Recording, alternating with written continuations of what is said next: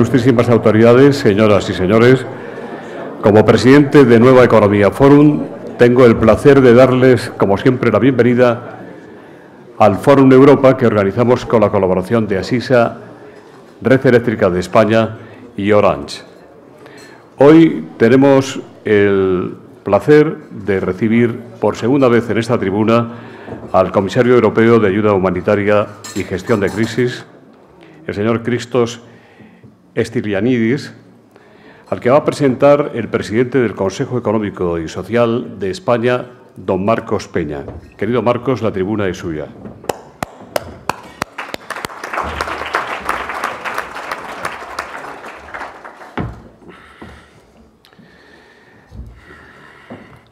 Señoras y señores, muy buenos días, bienvenidos. Lo primero, gracias. Gracias a los patrocinadores y gracias a José Luis Rodríguez por la invitación que me permite presentar al comisario Christos Stylianides.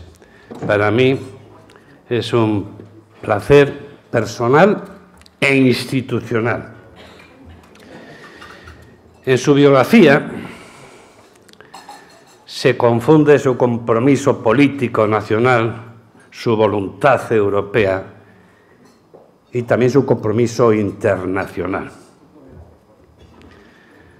Se licenció en la Universidad Aristóteles en 1984 como cirujano dental y amplió después los estudios en Harvard, en la Escuela de Gobierno John Fisher Kennedy sobre desarrollo internacional. Y entonces ya, y en plena juventud, se compromete en promover la convivencia entre ambas comunidades en Chipre, la turco-chipriota y la greco-chipriota. Ya desde entonces da cumplimiento a la primera obligación de todo político, que la primera obligación es promover la convivencia. A continuación, a mediados de los 90, confunda el movimiento por la reforma y la modernización de la política, que digamos que es el motor de arranque de la adhesión de Chipre a la Unión Europea. Y a partir de aquí, pues se va forjando en la fragua de la política nacional, europea e internacional. Parlamentario en Chipre, en la Asamblea de la OSCE, en el Parlamento Europeo, portavoz del Gobierno de la República de Chipre y en 1914 comisario de Ayuda Humanitaria y Gestión de la Crisis.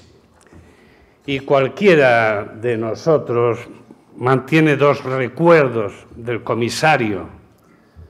Primero, su brillante coordinación de la crisis del ébola en África Occidental en el 14, pesadilla que desgraciadamente continúa. Y el segundo recuerdo que se tiene de él fue su audiencia previa en el Parlamento Europeo, previa a ser nombrado como comisario de Ayuda Humanitaria y Gestión de la Crisis, que sorprendió a la mayoría de los europarlamentarios. En realidad, yo no estaba aquí para promover el conocimiento de Christos Stylianides, estaba aquí para promover su reconocimiento.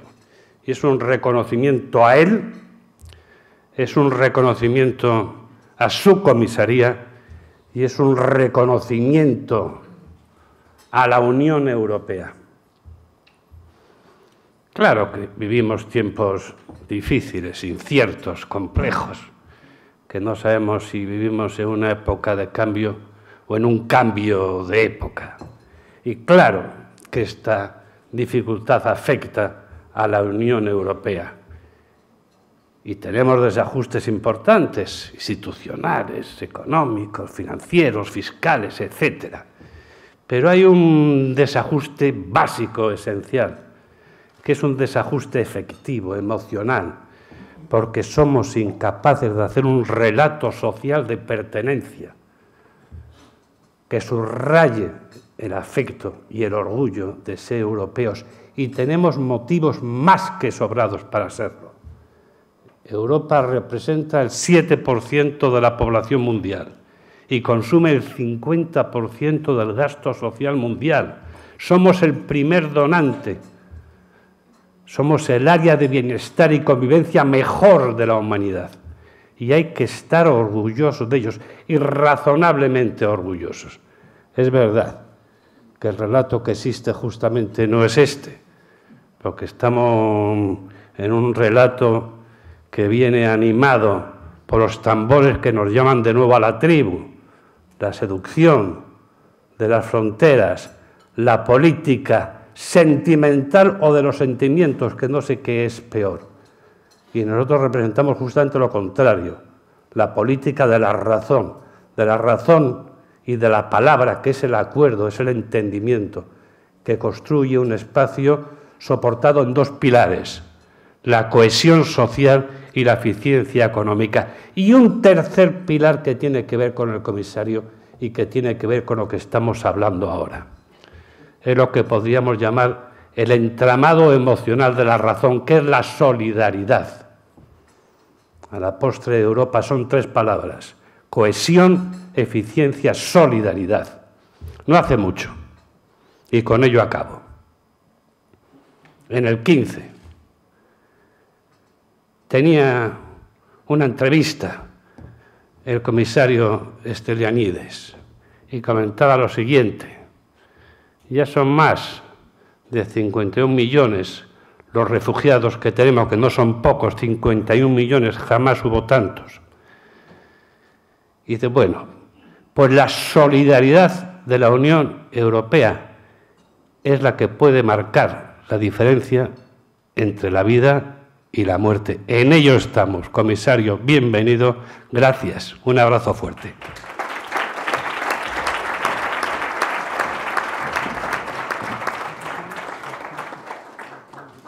Adelante, comisario.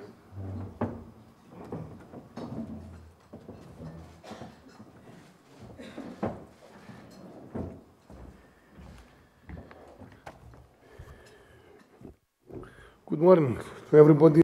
Buenos días a todos.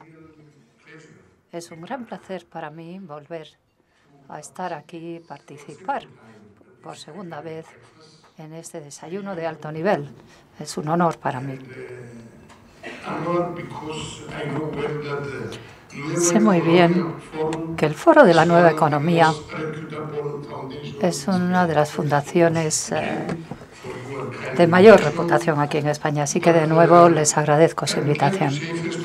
Me gustaría decir, para empezar, me gustaría dar las gracias más sinceras al doctor Dane, no sé si he pronunciado bien. Le quiero dar las gracias por sus palabras tan amables que me ha dirigido. Muchísimas gracias. Como saben, cuando te presentan, a veces se exagera mucho.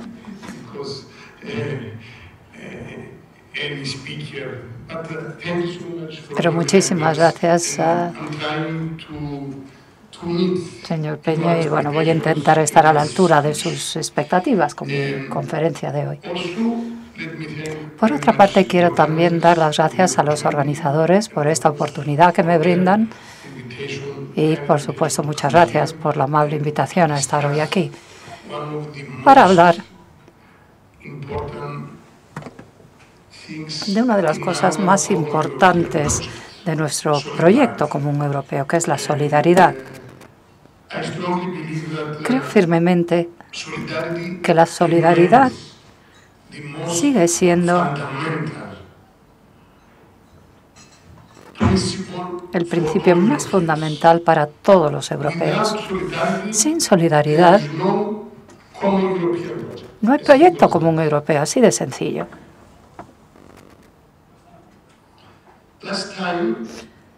La última vez que estuve aquí, nos reunimos durante este foro para hablar del futuro de Europa. Los retos a los que se enfrentaba nuestro proyecto común europeo, bueno, algunos de ellos siguen siendo los mismos, algunos continúan, pero nuestro hogar común, Europa, ha demostrado ser muy resistente contra aquellos que predecían su colapso. Recordarán hace 2 años el Brexit y algunos ataques dirigidos por la administración Trump. Recordarán que tuvimos muchos problemas, muchos de ellos instigados por partidos de extrema derecha. Y en ese momento se planteó una reevaluación. La Unión Europea se encontró en una encrucijada muy importante y algunos decían que estaba al borde del colapso. Pero los últimos acontecimientos han demostrado que el proyecto europeo sigue estando ahí. Es un proyecto realmente que ha demostrado tener una alta capacidad de resistencia y para mí es una señal de que debemos continuar apoyando este proyecto, ya que es nuestro hogar común. Y además es la única manera de que todos los europeos no solamente sigamos estando juntos, conviviendo, sino también la única manera de que podamos hacer frente a los retos de la globalización, a la nueva competencia, sobre todo en materia económica. Hoy, estimados amigos, quisiera hablarles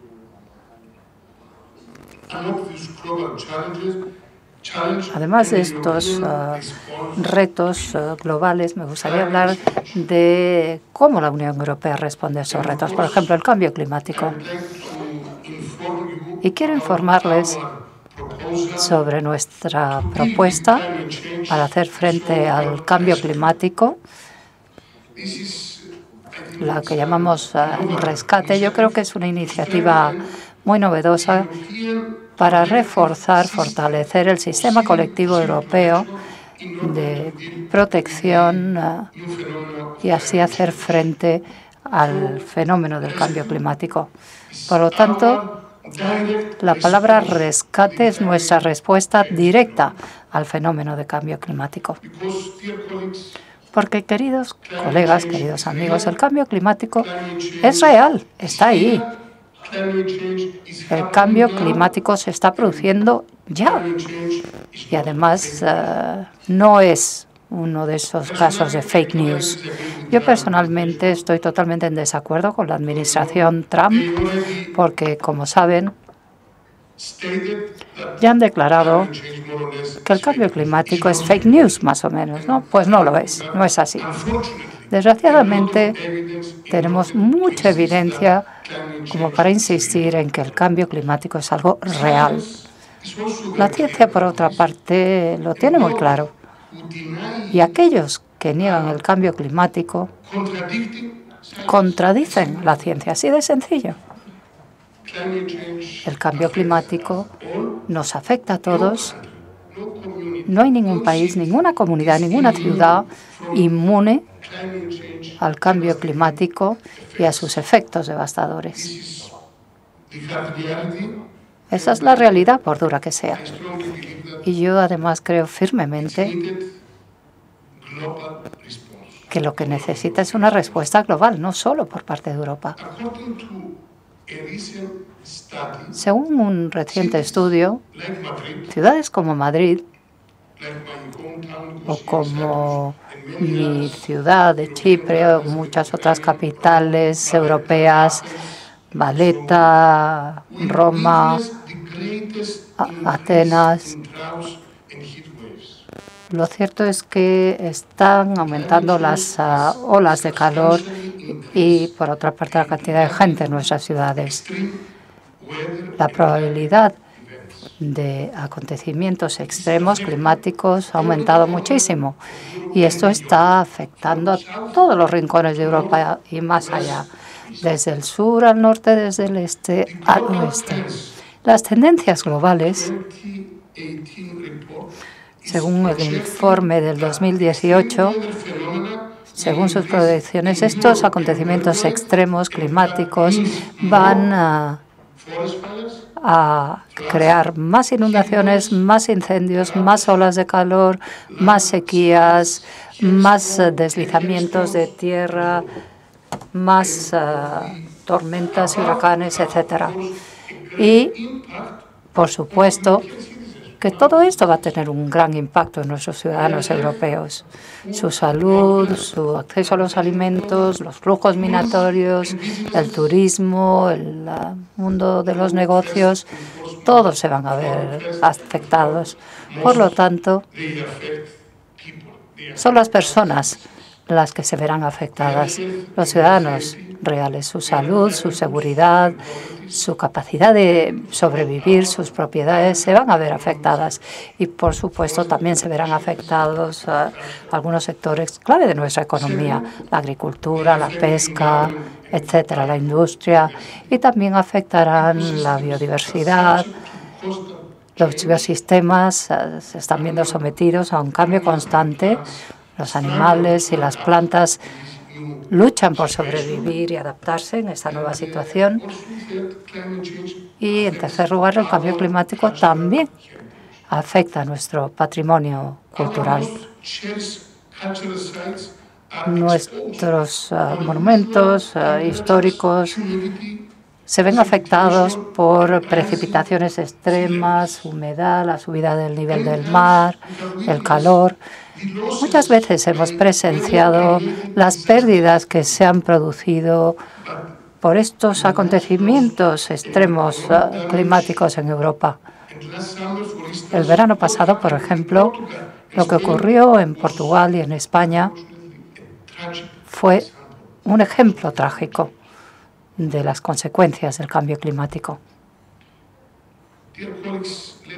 Estimados amigos, les voy ahora a dar algunos datos sobre cuáles son las consecuencias de estos acontecimientos climáticos extremos.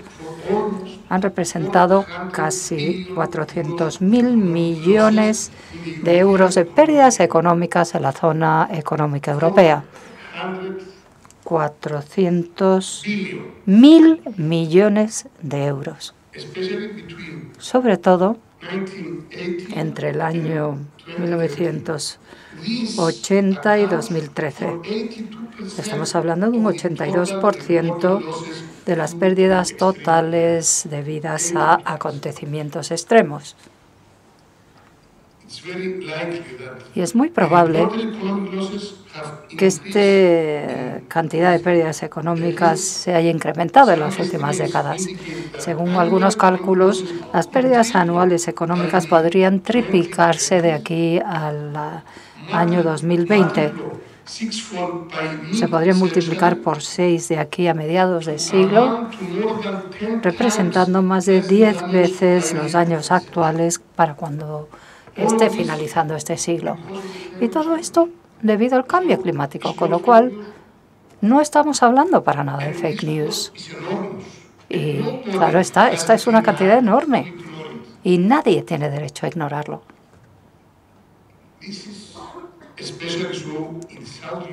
Y esto es especialmente cierto en el sur de Europa, en el Mediterráneo.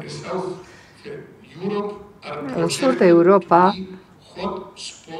va a ser una región con temperaturas muy altas. Esas son las predicciones. La península ibérica, el sur y el centro de Francia, Italia y la región del este del Mediterráneo se van a ver muy afectadas. Regiones secas se convertirán en más secas aún y las regiones húmedas incluso más húmedas. El mayor incremento de la frecuencia y severidad de las sequías se ha proyectado para el sur de Europa,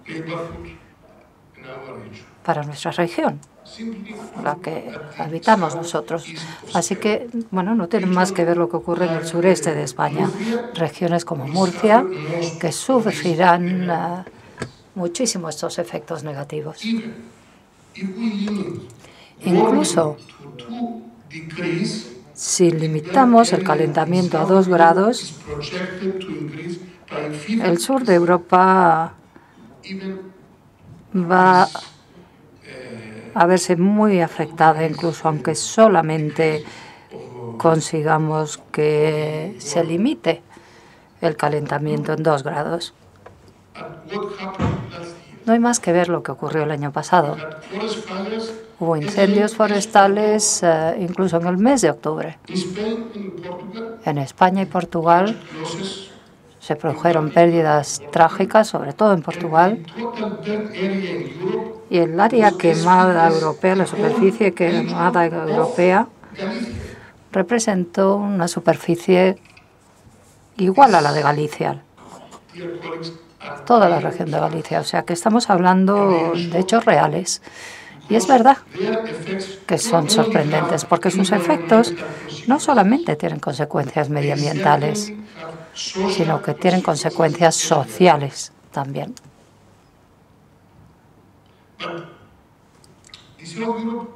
Pero el sur de Europa no es la única zona o región afectada. Ninguna región se verá libre de las consecuencias del cambio climático. Hemos visto desastres naturales, catástrofes naturales en zonas en las que no se esperaba que ocurriera en Europa. Incendios en Suecia, en Groenlandia, hace 2 años. Hace 20 años, si se hablaba de incendios forestales en Groenlandia, nadie se lo creía. En mi última visita a Finlandia, con mi equipo, con mi querido colega Johannes, nos reunimos con algunos científicos, con el ministro de Interior, y nos informaron de que estaba surgiendo un nuevo tipo de nieve que haría que fuera más probable que se produjeran incendios forestales en Finlandia, debido a ese nuevo tipo de nieve. Hablamos de Finlandia, que parece increíble. Así que, queridos amigos, como persona que se formó en la profesión médica, yo diría que lo primero que tenemos que hacer para abordar un problema tan serio es hacer un buen diagnóstico, un diagnóstico sólido. Ese es el primer paso, reconocer que tenemos un problema, identificar el problema. Y el clima es un problema muy grave y además un desafío global. Y la cuestión es, ¿qué estamos haciendo al respecto? Ahora me gustaría hablar sobre nuestras respuestas, sobre nuestra reacción ante este reto creciente que supone el cambio climático. A mí me gustaría explicar aquí la respuesta europea. Nuestra respuesta como Comisión Europea, porque como sabrán, insistimos en mantener nuestros compromisos a tenor del Acuerdo de París, y como Unión Europea seguimos siendo pioneros en la aplicación e implementación del Acuerdo de París. Así que mi propuesta es fortalecer nuestros sistemas colectivos de protección civil. Actualmente se está pasando por el proceso legislativo. El año pasado dije que esta era una llamada de atención a la comunidad civil europea. Fue el año pasado en que todo quedó claro, y ahora ha llegado el momento de actuar. Ha llegado el momento de pasar de las palabras a la acción, y además sin perder un momento. Ya. Cualquier declaración o expresión de condolencias ya no es suficiente. Lo que hace falta es actuar de forma concreta. Recuerdo, después de los incendios devastadores de Portugal el año pasado, que Jan Jurgen hizo una declaración en la que dijo que le gustaría que Europa ofreciera algo más que condolencias. Sí, es así. Necesitamos una Europa que proteja. Y no hay duda de que necesitamos actuaciones concretas lo antes posible. Es esencial que actuemos de manera concreta. Y por otra parte, ha quedado claro que tenemos que ser realistas, pragmáticos, que nos adaptemos para de esa manera poder diseñar una respuesta colectiva a esta nueva realidad, estar mejor preparados, y de hecho ese es el significado real de la frase necesitamos una Europa que nos proteja. Los ciudadanos europeos eso es lo que esperan de las instituciones europeas, de la Unión Europea. La última experiencia o las últimas experiencias de España y Portugal han demostrado las limitaciones del sistema actual. Un sistema que ha funcionado hasta la fecha. De hecho, hemos conseguido mucho con el sistema que teníamos hasta ahora, el llamado Mecanismo de Protección Civil Europeo, pero, francamente, es un sistema que ya ha alcanzado sus límites. El sistema voluntario que tenemos hoy no puede dar respuestas a las actuales necesidades, sobre todo cuando estas catástrofes naturales se producen simultáneamente en muchos de nuestros Estados miembros. Y el ejemplo del pasado mes de octubre así lo demostró. Recuerdo mis llamadas a diferentes ministros de Interior de distintos Estados miembros. Todos querían ayudar a Portugal, pero como tenían sus propias situaciones de alerta roja, pues no pudieron hacerlo. Así de claro. Por eso el cambio climático requiere adaptación para de esa manera mejorar nuestra capacidad de responder ante estas catástrofes naturales.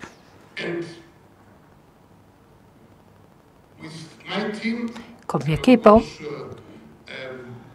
y por supuesto con la ayuda de todos los comisarios, acordamos que lo que necesitábamos era una actuación de rescate. Y de hecho hay argumentos muy claros a su favor. En primer lugar, ningún país es inmune a estas catástrofes, ningún país puede hacer frente a estos nuevos fenómenos por sí solo. Recordarán los incendios de California, las inundaciones de Texas, incluso en Estados Unidos, donde tienen sistemas tan sofisticados en algunos campos, fueron incapaces de hacer frente a estos fenómenos debido al cambio climático. Y recuerdo con Johannes que les enviamos a través de nuestro sistema satélite Copernicus, les enviamos nuestros magníficos mapas. Y recuerdo en Bloomberg que aparecieron titulares diciendo Europa puede ayudar mucho a Estados Unidos. Yo me siento muy orgulloso de ello, porque nuestros ciudadanos a veces no saben que Europa puede ofrecer mapas tan sofisticados a Estados Unidos. En segundo lugar, ningún país europeo debe quedarse solo a la hora de enfrentarse a una catástrofe. Esto es lo que podemos llamar solidaridad real. Y en tercer lugar, es imperativo fortalecer la solidaridad en Europa a medida que van aumentando este tipo de catástrofes, ¿no? Y además se lo debemos al bienestar de nuestros ciudadanos europeos. Es nuestro deber moral, nuestra obligación moral. En resumen, cuando hablamos de rescate, hablamos de fortalecer nuestra capacidad colectiva de responder ante estos desastres y catástrofes, mejorando el modo en que prevenimos dichos acontecimientos, ofreciendo solidaridad tangible a nuestros ciudadanos y a los Estados miembros. Así que, más o menos, el rescate es nuestra acción proactiva teniendo en cuenta las consecuencias y repercusiones del cambio climático y, además, es nuestra definición cuando hablamos de preparación y de prevención. Rescate tiene dos pilares que influyen el uno en el otro, pero que son mutuamente independientes. Por un lado, solidaridad y, por otro lado, responsabilidad. En primer lugar, fortalecer la respuesta. Rescate va a establecer una serie de límites en cuanto a lo que se va a hacer a nivel europeo. Y cuando hablo de nivel europeo no me refiero a que los activos se vayan a centralizar, no. En este sentido puede haber alguna confusión y algunos de los Estados miembros critican que la Comisión Europea quiere centralizar el sistema. No, no es así. No queremos que los laboratorios médicos, que los médicos estén todos centralizados en Bruselas. No es necesario, no hace falta que todo ese equipo y todo ese personal esté centralizado en Bruselas. Lo que queremos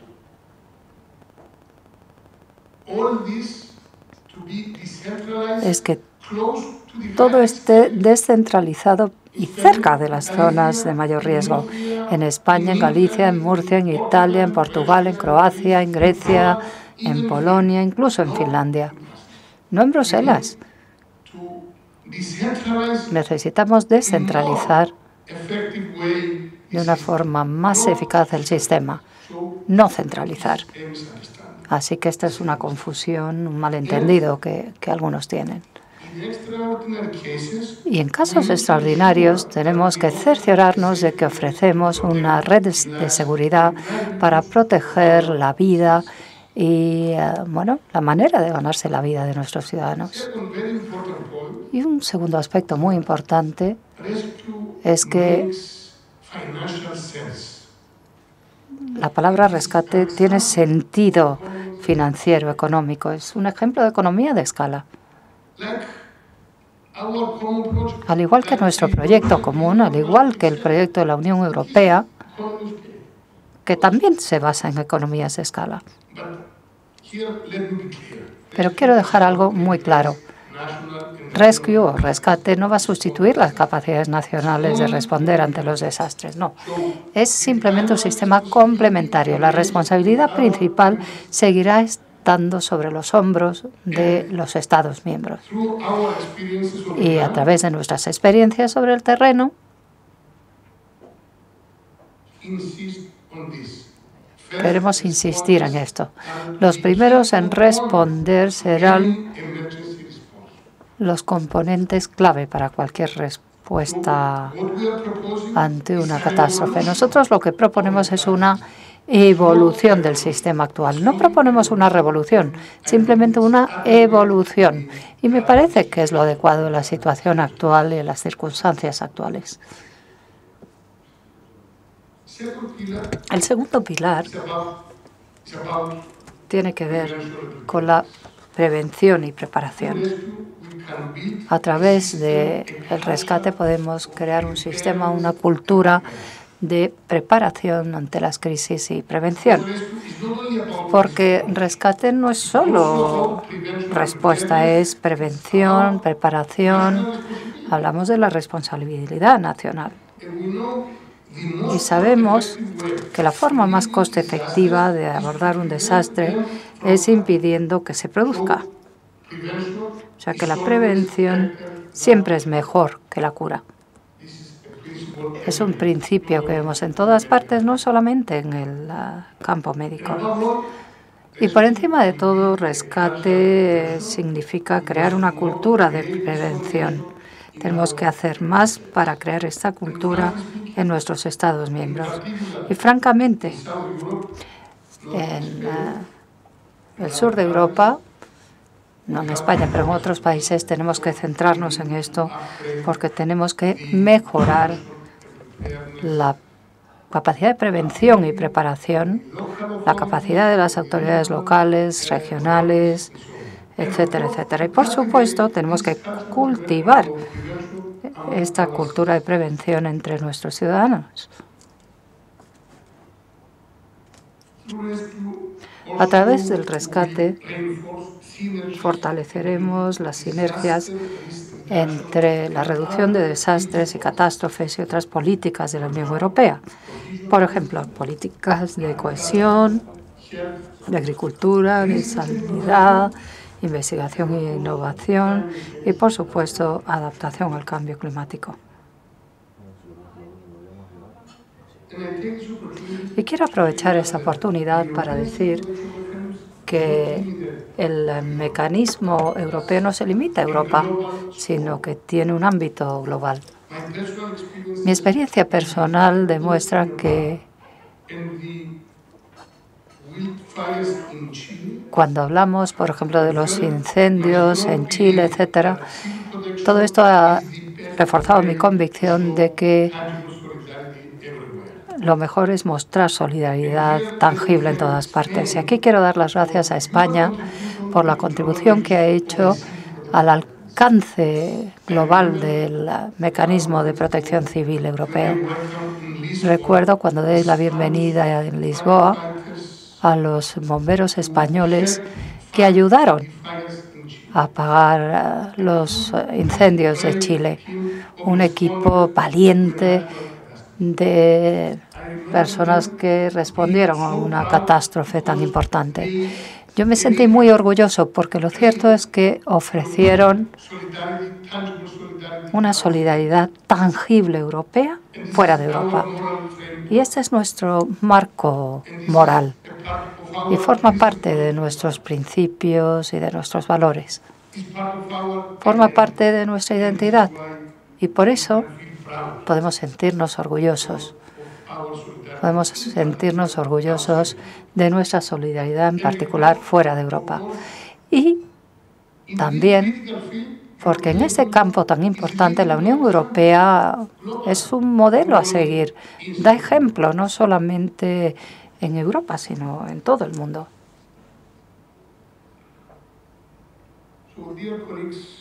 Queridos compañeros,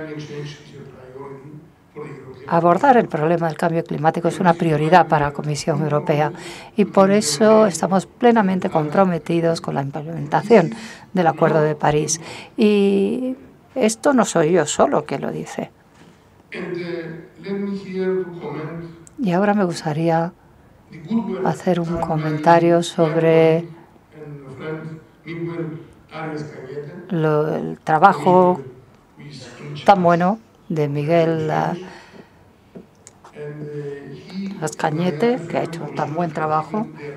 Tanto él como otros comisarios han dado su apoyo total al proyecto Rescue, y esperamos que así Europa esté mejor preparada para enfrentarse a los efectos del cambio climático. Por lo tanto, con este proyecto Rescate vamos a desarrollar capacidades para enfrentarnos a estos riesgos en Europa y también para identificar los riesgos emergentes que está creando el cambio climático día tras día. Porque Rescue o Rescate, y esto es muy importante que lo entiendan, es una propuesta no solo para hoy, sino en particular para mañana.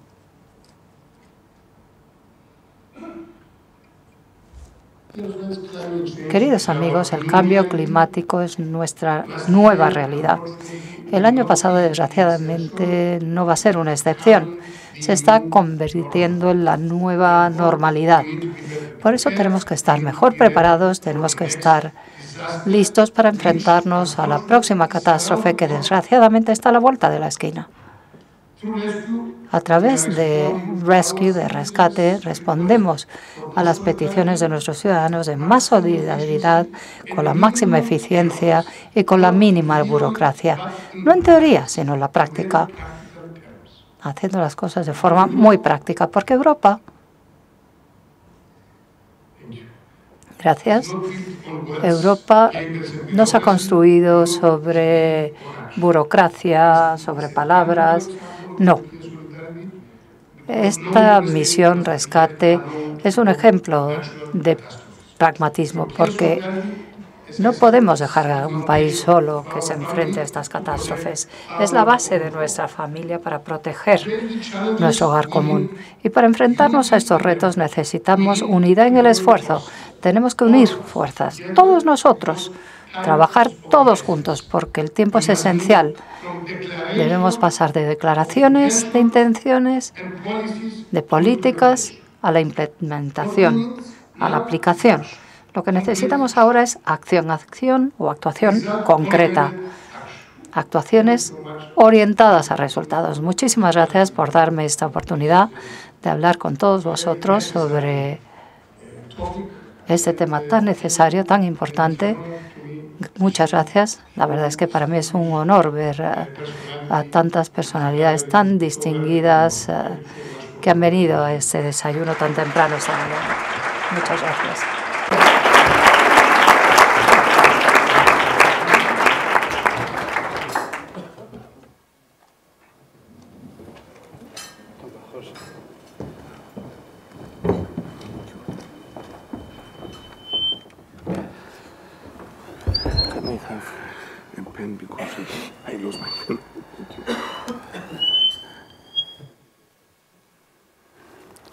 Muchas gracias, don Marcos, por la presentación. Muchas gracias, comisario. Empezamos por las preguntas. Doña Beatriz Becerra, eurodiputada, le pregunta cómo ve usted que se haya llevado a cabo ayer una convocatoria electoral desconocida y deslegitimada por la comunidad internacional. Y Luisa Copado, en relación con este mismo tema, le pregunta, desde el punto de vista humanitario, ¿qué valoración hace la Comisión Europea, incluso qué valoración hace usted personalmente, de los resultados de las elecciones de ayer en Venezuela y resultados que la mayor parte de la comunidad internacional no reconocen?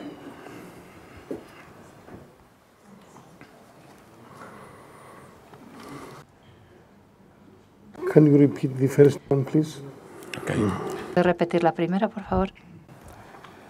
La primera la hace doña Beatriz Becerra. ¿Cómo ve usted que se haya llevado a cabo ayer una convocatoria electoral desconocida y deslegitimada por la comunidad internacional?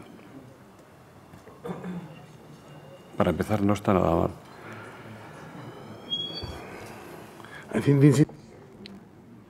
Esa era la segunda, ¿no? ¿Cuál era la otra? Desde el punto de vista humanitario, ¿qué valoración hace la Comisión Europea de los resultados de las elecciones de ayer en Venezuela que la comunidad internacional en gran parte no reconoce? Okay.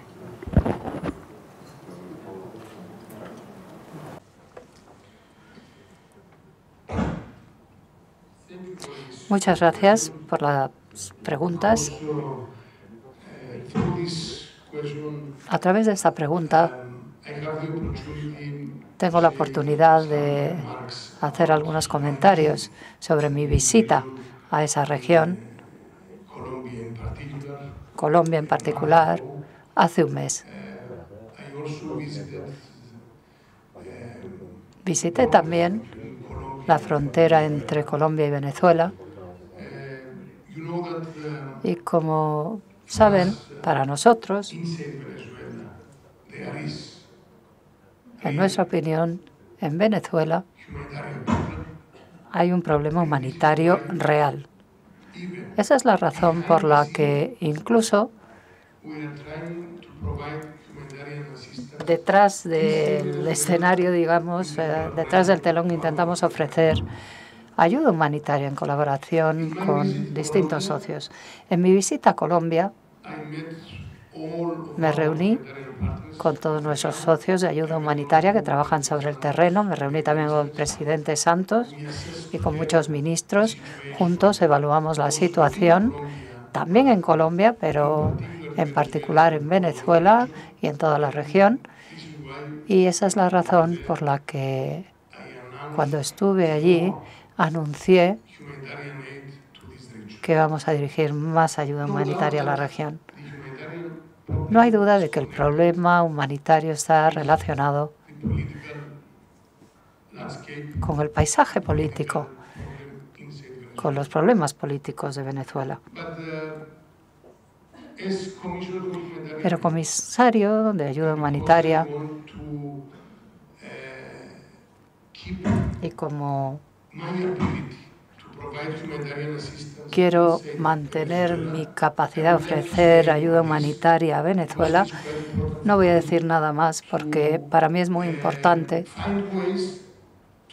encontrar maneras de satisfacer las necesidades de Venezuela, porque lo importante y lo que está por encima de todo es salvar vidas, lograr mejorar la situación en Venezuela.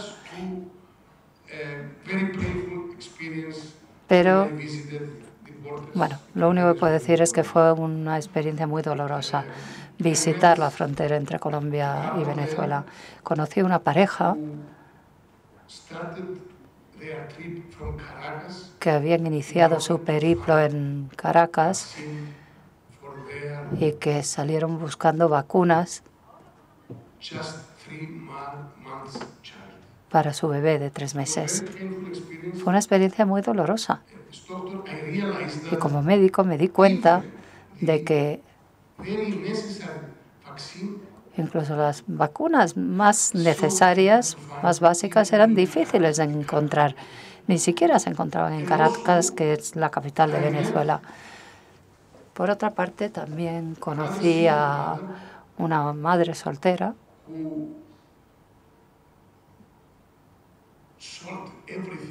que lo había vendido todo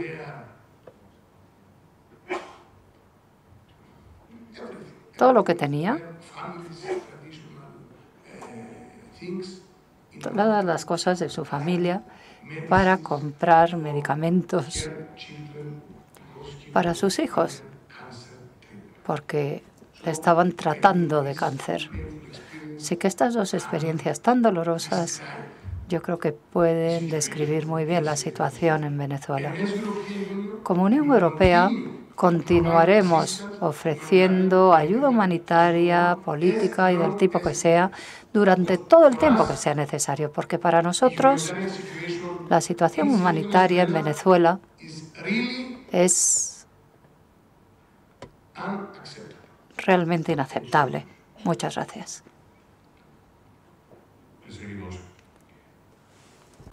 Eugenio Lasarre, del Movimiento Europeo en España, le pregunta cuál es la visión de la Comisión Europea sobre el programa europeo del llamado contrato entre la Liga y 5 estrellas, que será la base del nuevo gobierno italiano.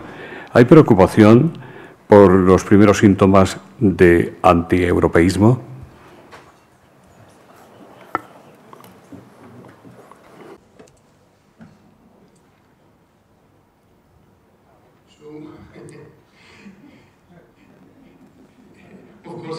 Por supuesto, bueno, como se pueden imaginar, yo he venido aquí a presentar la respuesta de protección civil, el programa Rescate, pero soy político también, soy miembro de la Comisión Europea y debo decir,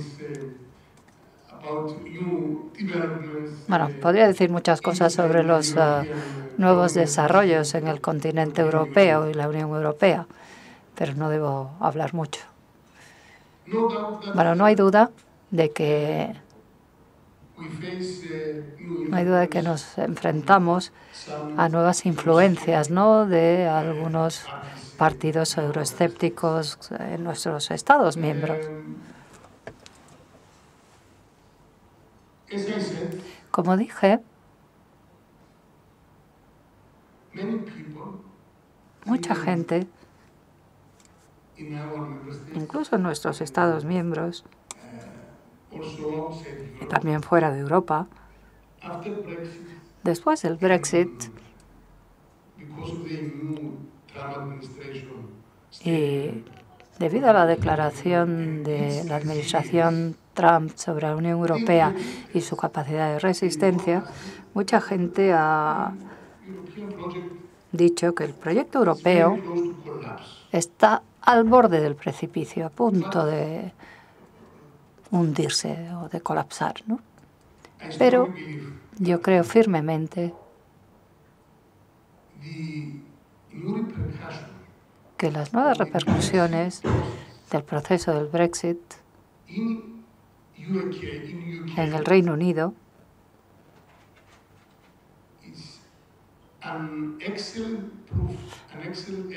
constituyen una prueba excelente de que la Unión Europea puede protegerse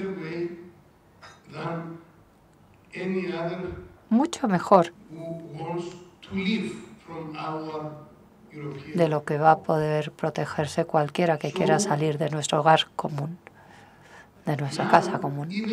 Así que ahora, incluso en Italia, nuestros compañeros italianos, en sus esfuerzos por formar un nuevo gobierno, yo personalmente creo que van a tener que darse cuenta de que el ejemplo británico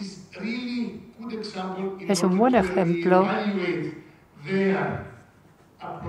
como para replantearse su opinión sobre la Unión Europea, Europa, etc. Y estoy seguro de que a través de esta visión de la realidad que están teniendo a través del Brexit, bueno, pues podrán contenerse. Muchas gracias. Enrique Guerrero, del Parlamento Europeo, eurodiputado español, le pregunta, señor comisario, cómo evalúa el cumplimiento por la Unión Europea de la estrategia de Sendai sobre prevención y preparación para desastres naturales. Francisco Rey dice, ¿cuál es la posición de la Unión Europea y, de hecho, respecto a los desplazados ocasionados por el cambio climático? ¿Debería ampliarse hacia ellos la consideración de desplazados internos o refugiados?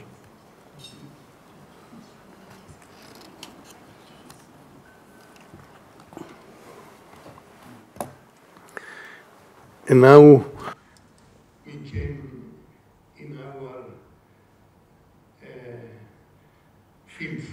ahora ya estamos hablando del campo que nos ocupa, de la protección civil. Bueno, para nosotros, como Unión Europea, el marco Sendai sigue siendo una pauta, una guía en nuestros esfuerzos para enfrentarnos a las catástrofes naturales, sobre todo a través de la prevención y preparación. Hasta ahora, la Unión Europea y nuestros Estados miembros somos pioneros en la aplicación del Acuerdo Sendai. Si me lo permiten,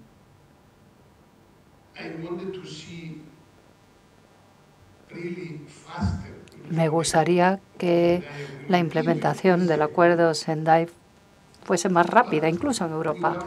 Pero bueno, tenemos que admitir que, en comparación con los otros, la Unión Europea está siendo pionera en este campo tan importante.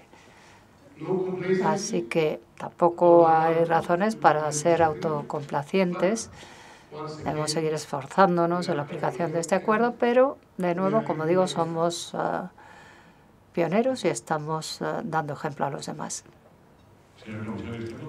El embajador de Palestina en España y Enrique Gaspar, de Nexos Alianza, le hace la siguiente pregunta. Tras la masacre en Palestina sucedida hace unas fechas, ¿la Unión Europea ha implantado ayudas para los territorios palestinos?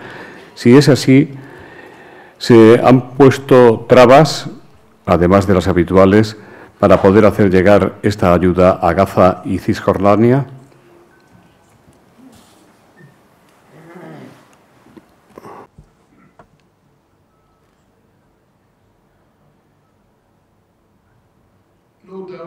No hay duda de que las imágenes de Gaza y Palestina han sido realmente impresionantes. Y esta es la razón por la que, como Comisión Europea, hemos decidido aumentar nuestra ayuda humanitaria. Personalmente, decidí la semana pasada aumentar nuestro apoyo a UNRWA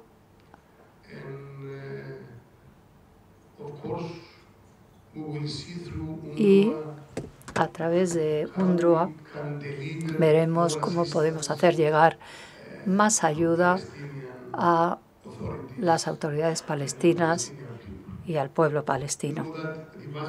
Como saben, la gran mayoría de nuestra ayuda y asistencia humanitaria a Palestina va a través o se hace a través de nuestra política de vecindad.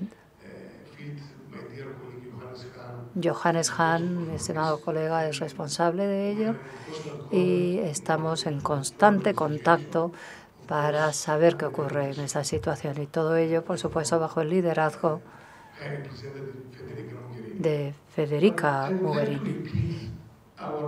Pero quiero repetir nuestra postura como Unión Europea. La declaración que hizo Federica Mogherini después de ver esas imágenes horribles de Gaza, tan dolorosas. Federica afirmó que Israel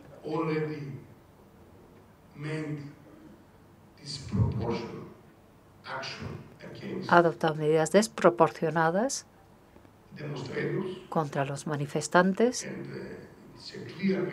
y se trata de un mensaje claro de que, bueno, habrá que ver cuál es la reacción. Pero también dijo Federica que jamás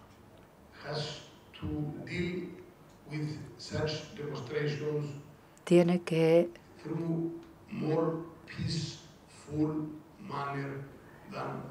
asegurarse de que las manifestaciones se producen de forma más pacífica.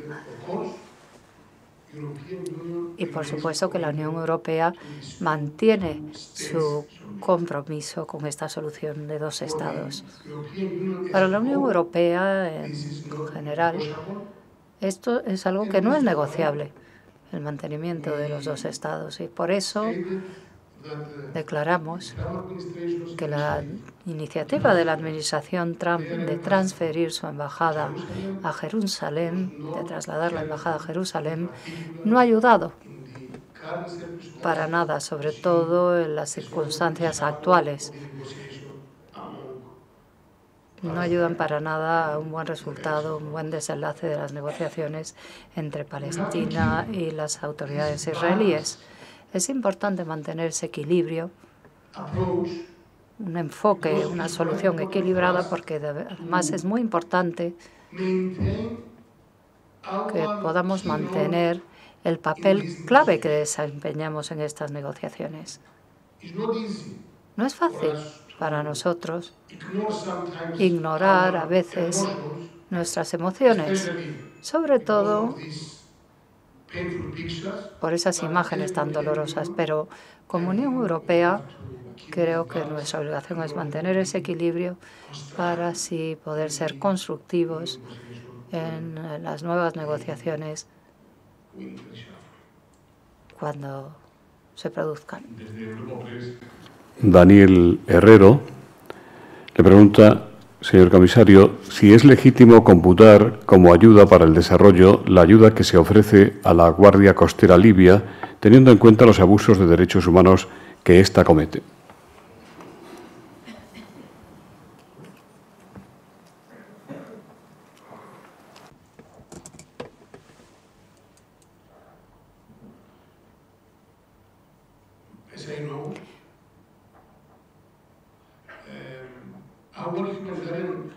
Bueno, nuestra ayuda humanitaria, y este es un hecho, no solamente en Libia, sino en todas partes, va a través de nuestros socios de ayuda humanitaria, organizaciones internacionales, agencias de la ONU y ONGs que nos rinden cuentas y que pueden convertirse en socios de la Unión Europea siempre cuando sigan un proceso muy estricto y cumplan unos requisitos muy estrictos. Así que no entiendo esta pregunta. Creo firmemente que en Libia no hay duda de que se está produciendo una situación inaceptable en algunas partes del país. Muchas veces hemos condenado a algunas de las autoridades de allí que han participado en abusos sexuales, etcétera, pero como Unión Europea insistimos en que nuestra ayuda humanitaria,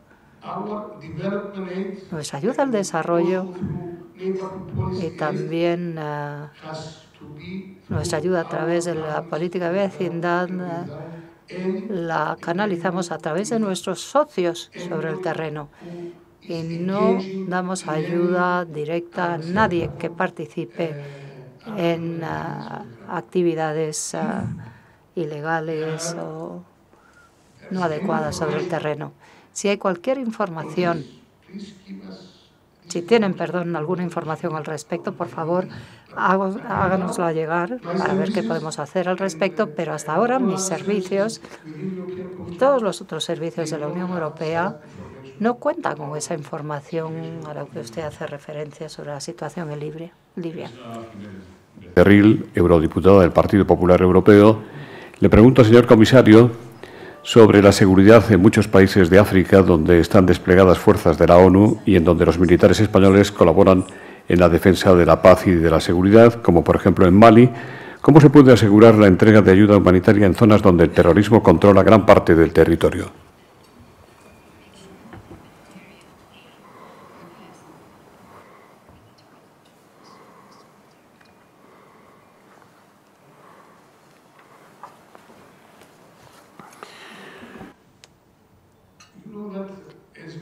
Como saben, como Unión Europea, financiamos muchas iniciativas para el mantenimiento de la paz en África, en Mali, en el sur de Sudán, etcétera. Nuestro papel es realmente importante para poder mantener una especie de alto al fuego en muchos países africanos. No es una labor fácil, debo decir, pero si quieres ser pragmático, bueno, pues tenemos que continuar utilizando este enfoque, porque si no, la situación en muchas partes de África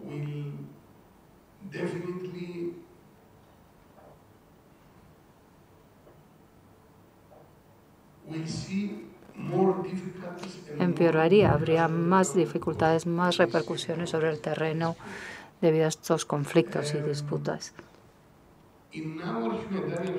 En el campo humanitario siempre nos enfrentamos a un dilema. Y este dilema en realidad se reduce a lo siguiente. Cualquier acción militar forma parte de nuestro marco de principios humanitarios.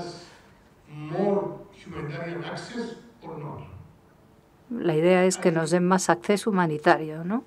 Y hay que preguntarse si es así o no. Este problema lo he visto también en Mosul. Como comisario de ayuda humanitaria, la verdad es que el caso de Mosul fue un dilema importante. A veces, para nosotros, lo importante por encima de todo es encontrar alguna manera de hacer llegar la ayuda humanitaria para que salve vidas. Así que incluso de esta manera, como tenemos que ser pragmáticos, tenemos que aceptar la situación sobre el terreno y encontrar formas de hacer llegar esta asistencia, esta ayuda, salvar vidas, ayudar a los niños. Este problema lo hemos tenido también en Jalebi hace un año, año y medio. Y desgraciadamente, en esa época no pudimos hacer llegar la ayuda por problemas de seguridad. fue imposible que nuestros socios llegaran o hicieran llegar esta ayuda o asistencia humanitaria. Pero creo firmemente que si recibimos cualquier tipo de apoyo para tener más acceso, para hacer llegar las asistencias a partir de esta acción militar, bueno, pues a veces tendremos que plantearnos qué hacer y decidir teniendo en cuenta la situación sobre el terreno. Pero por encima de todo, lo importante es hacer llegar esta ayuda, incluso en situaciones muy inseguras y, por supuesto, mantener nuestro compromiso con nuestros principios de neutralidad, imparcialidad, independencia y humanidad. En nuestras vidas, y eso lo sabréis todos por vuestra experiencia, es muy difícil dar una respuesta en estos dilemas tan graves, ¿no? Pero es nuestra obligación hacer frente a estos dilemas teniendo en cuenta nuestros principios, pero también con orientación a resultados. Diego García dice: la pobreza infantil golpea a España. ¿Ha constatado en las autoridades españolas una preocupación suficiente para atajar el crecimiento de este problema? ¿Llevan ustedes algún tipo de seguimiento desde la Comisión sobre esta tendencia tan negativa? ¿Cuál es la posición de la Unión Europea en relación con la pobreza infantil en general?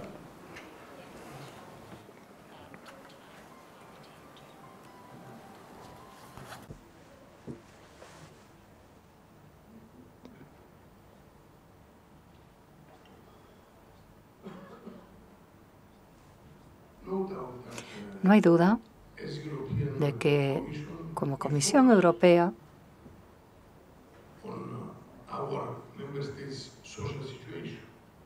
bueno, pues nos basamos en la situación social de cada uno de los Estados miembros y, si hace falta, pues ofrecemos apoyo a los Estados miembros para que se enfrenten a problemas como, por ejemplo, la pobreza, ¿no? Y por eso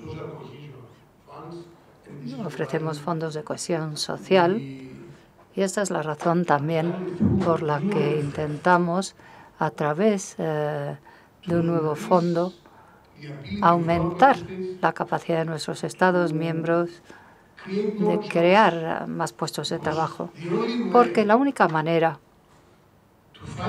de luchar contra la pobreza es creando puestos de trabajo, dando esperanza, dando perspectivas de futuro, sobre todo a los jóvenes, a las generaciones más jóvenes.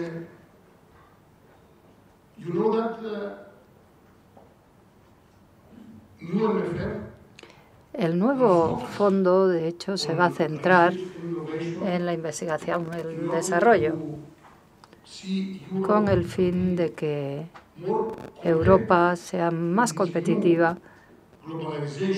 en este nuevo sistema de la globalización.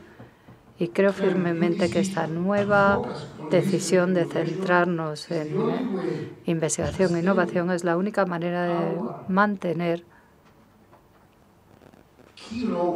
el papel clave que desempeñamos en la situación económica del mundo. La única manera de que nuestras empresas sigan siendo competitivas con respecto a otras empresas, sobre todo por la competencia de Asia y sobre todo de China. Así que, a través de la cohesión social, de los fondos de cohesión social, vamos a intentar hacer frente a las necesidades más urgentes de pobreza en los Estados miembros, pero también a través de nuevas visiones e ideas, de un nuevo fondo, vamos a intentar tener un plan estratégico que permita hacer frente a estos problemas.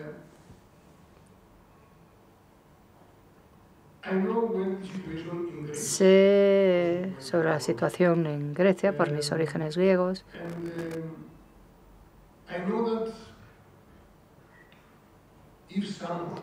Sé que si alguien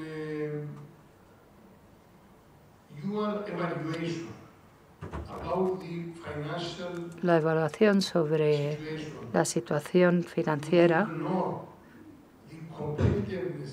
si se ignora la competitividad de cualquier economía,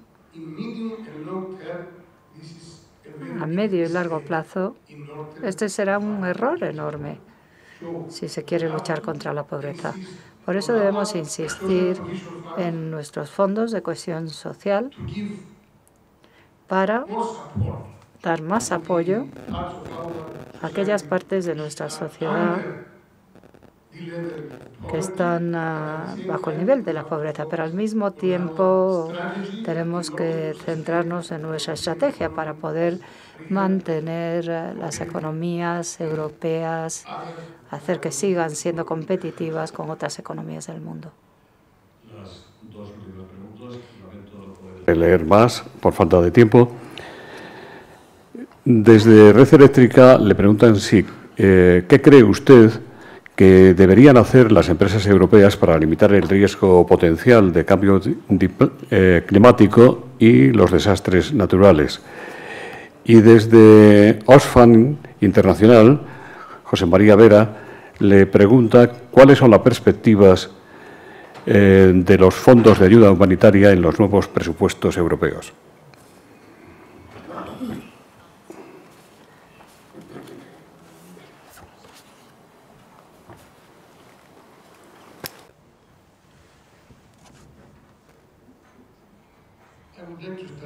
Me gustaría comenzar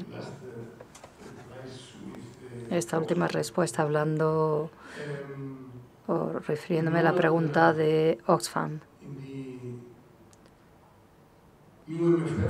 En el nuevo fondo, la ayuda humanitaria a través de las propuestas de la Comisión ha aumentado en un 30%. Por lo tanto, creo que es un signo, una señal muy positiva de que la Unión Europea, y sobre todo la Comisión Europea, sigue comprometida con la idea de que la Unión Europea sigue siendo el mayor donante de ayuda humanitaria en todo el mundo. En cuanto a nuestra colaboración con Oxfam, en particular después del doloroso incidente en Haití, bueno, como Unión Europea hemos parado cualquier nuevo contrato con Oxfam para ver qué ocurre con nuestra colaboración, igual que con cualquier otra ONG o organización internacional, pero claro, es importante que cumplamos nuestros compromisos para concluir los proyectos que están en curso. Así que en los próximos meses publicaremos nuestros nuevos requisitos de colaboración, nuevos requisitos en nuestra colaboración con organizaciones internacionales, agencias de la ONU y ONGs. I think I have to answer to the climate change. Yes. Thank you. Sí, tengo que responder a lo del cambio climático.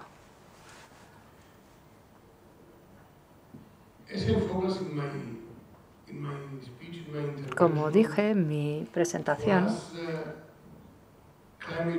para nosotros el cambio climático no es fake news. Y puedo prometer, como miembro de la Comisión Europea, que para la Comisión Europea en su totalidad, nuestra ambición de seguir siendo pioneros en esta materia forma parte de nuestro deber moral de cara a las próximas generaciones. Y, por supuesto, el programa Rescate o Rescue es solo parte de nuestra respuesta a las consecuencias del cambio climático. Muchas otras políticas, muchas otras actuaciones de nuestros servicios van a enfrentarse también a estas consecuencias. Por lo tanto, quiero decir que a nivel político creo que debemos continuar con nuestros esfuerzos para convencer a nuestros interlocutores, sobre todo en ciertos sectores, de que necesitamos una respuesta global. Y al mismo tiempo,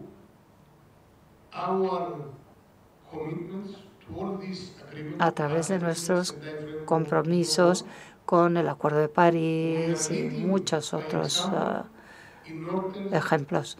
La verdad es que tenemos que dar ejemplo y persuadir a otros países, a China, a Rusia, a países africanos, de que la única manera de sobrevivir en este planeta es enfrentándonos al tema del cambio climático. Muchísimas gracias. Muchas gracias por este intercambio de opiniones tan ameno. Realmente ha sido muy interesante para mí estar aquí con todos ustedes y hablar de estos temas. Y muchas gracias en particular, porque lo cierto es que han ampliado el tema de debate. Hemos hablado no solo de mecanismos de protección civil y ayuda humanitaria, sino que también hemos podido hablar de algunas cuestiones políticas. Y yo creo que está bien que se pueda hablar de manera libre sobre estos problemas como europeos y encontrar una base común.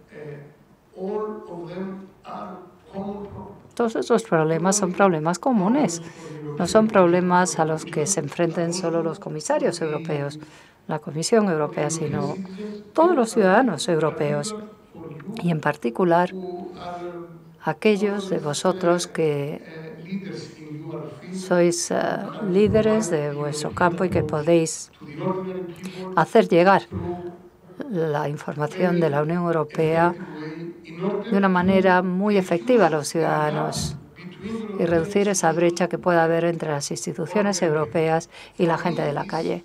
Para mí, esta es una de las cosas más importantes que debemos hacer y por eso siempre le doy mucha importancia a los problemas que tenemos de comunicación.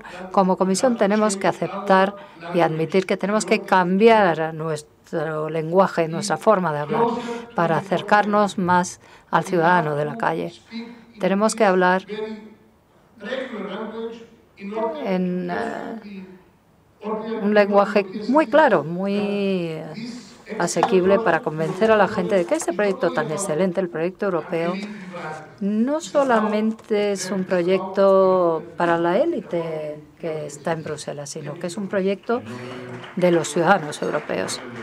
Asisa, representada hoy por doña María Torbo, de Orange, representada por doña Luz Usamentiaga, y de Red Eléctrica, el señor Jason Vega va a despedir el acto. Dear Commissioner, thank you very much for such... Estimado comisario, muchas gracias por este intercambio de opiniones tan ilustrativo y por subrayar la importancia de concienciar a toda la Unión Europea y a la sociedad española sobre estos temas. Voy a tomar nota de sus sugerencias y vamos a ver cómo nosotros, nuestras sociedades, nuestras empresas, pueden desempeñar un papel en la lucha contra el cambio climático y los desastres naturales. Estamos de acuerdo con usted en que todos debemos hacer nuestra contribución. Muchas gracias.